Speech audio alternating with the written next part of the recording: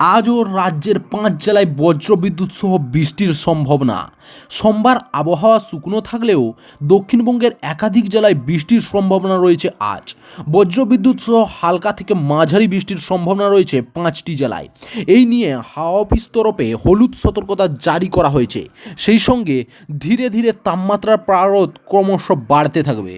আবহাওয়া দপ্তর জানিয়েছে ছত্তিশগড় তেলেঙ্গানার ওপর থেকে ঘূর্ণবৎ এবং উত্তর বঙ্গোপসাগরে তৈরি হওয়া বিপরীত ঘূর্ণবর্তের কারণে দক্ষিণবঙ্গের পশ্চিমের উপকূলের জেলাগুলিতে আজ বৃষ্টি হবে। তবে বুধবার থেকে শনিবার আবহাওয়া শুকনো থাকবে। মঙ্গলবার আংশিক মেঘলা আকাশের সঙ্গে বজ্রবিদ্যুৎ সহ হালকা মাঝারি বৃষ্টিপাতের সম্ভাবনা ছিল, যা হয়েছেও। এদিকে দক্ষিণবঙ্গের উড়িষ্যা সংলগ্ন জেলাগুলিতে বৃষ্টির সম্ভাবনা তুলনামূলকভাবে বেশি। বজ্রবিদ্যুৎ সহ বৃষ্টি হতে পারে পুরুলিয়া, বাঁকুড়া, ঝাড়গ্রাম, পূর্ব ও পশ্চিম মেদিনীপুরে। দক্ষিণবঙ্গের বাকি জেলাতেও বৃষ্টির সম্ভাবনা থাকবে। দক্ষিণের জেলাগুলিতে 2-1 জায়গায় বিক্ষিপ্তভাবে সামান্য বৃষ্টির সম্ভাবনা রয়েছে।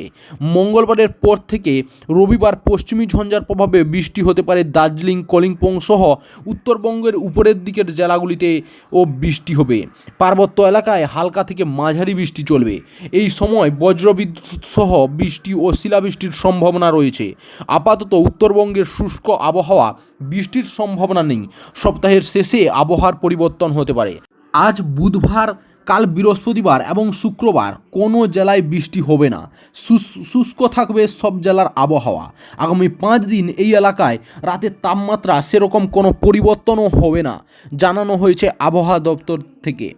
দক্ষিণবঙ্গের আবহাওয়া পূর্বাভাস বলে বলা হয়েছে, দক্ষিণবঙ্গে পূর্ব মেদিনীপুর, পুরুলিয়া, ঝাড়গ্রাম, পশ্চিম মেদিনীপুর, বাঁকুড়ায় বজ্রবিদ্যুৎ সহ হালকা বৃষ্টিপাত হতে পারে। এই জেলাগুলির জন্য হলুদ সতর্কতাবার্তা জারি করা হয়েছে। এছাড়া দক্ষিণবঙ্গের বাকি জেলাগুলিতে আবহাওয়া শুকনো থাকবে। নিউজবাংলা.com-এ আপনারা যদি প্রথম হয়ে থাকেন তাহলে অবশ্যই আমাদের চ্যানেল NB.com-কে সাবস্ক্রাইব করে পাশ থেকে বেল আইকনটা ক্লিক করে অল নোটিফিকেশন অন করে রাখতে ভুলবেন না।